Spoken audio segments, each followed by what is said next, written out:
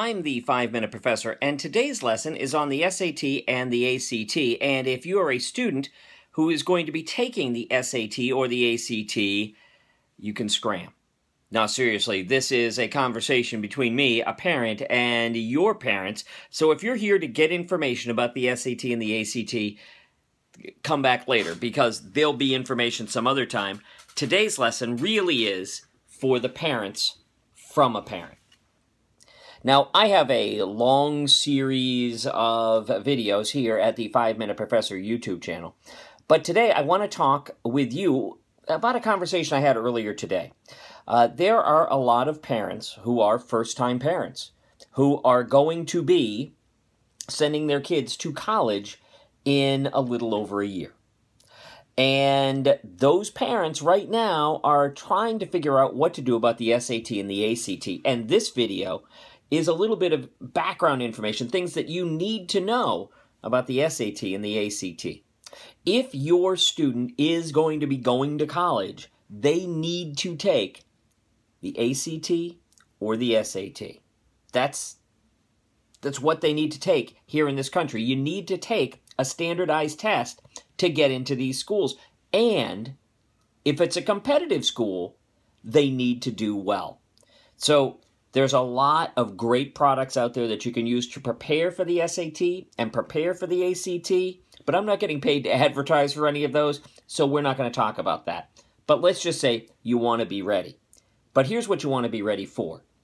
You want to be ready for your student to take a test that is going to be terribly important to the rest of their lives. I mean, unbelievably, irrationally important to the rest of their lives. So it has to be important. It has to be something which is on par with any other preparation that they're doing for college, which means it may need to take a back seat to baseball or basketball or wrestling or band practice. It's got to be important. And it's got to be important for you, and you need to figure out how to make it important for them. I'm going to ask you this question.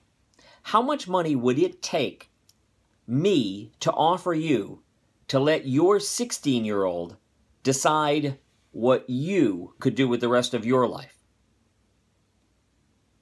We're talking millions, right? Because, and this is why we had them leave, they think they know everything, but they don't. We know what's best for these kids. They should leave it to us. We could handle this. They need to prepare for the SAT or the ACT. And a lot of times, I'm asked, and there's a reason, we'll find out some other time, but I'm asked whether it's better to take the SAT or the ACT. Recently, the SAT has become more like the ACT on purpose. Schools like that science focus that's involved in both the new SAT and the ACT. So really, whether you think your student will do better on the SAT or the ACT, whether you think your student will like the SAT better than the ACT, is really immaterial. They are more and more the same test. So what's really important is the school that you want your child to go to and that your child wants to go to, because, okay, they should have some say. But the school tells you whether they want an ACT or an SAT, and that's more important than whether or not you think your kid's going to do well on the ACT or the SAT. Once you know which test they're going to take, you just need to make sure that they're going to be able to do well on it. And the more they get to practice, the better they're going to be. And that's the bottom line. They need to practice. It is an important test, and I know kids today have been tested their entire lives. They should be kind of getting used to the pressure of testing.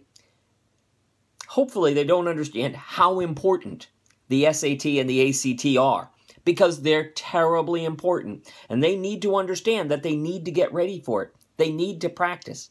I did a good job on my SAT. A good job, not a great job, a good job. I didn't think it was important, How much work was I going to put into it? The SAT and the ACT may be more important than their grades. Possibly more important than their grades. It needs to be important to you, and you need to make it important to them. Perceptum, quispium, damnitium. Learn something, damn it. I'm the 5-Minute Professor, and thank you very much for listening to today's lesson. If you have any comments at all, please put them in the comments section down below. And of course, like it and subscribe to the channel. But most important, if you liked it, if you commented, and if you subscribed, tell your friends. Perceptum, quispium, damnitium. Learn something, damn it.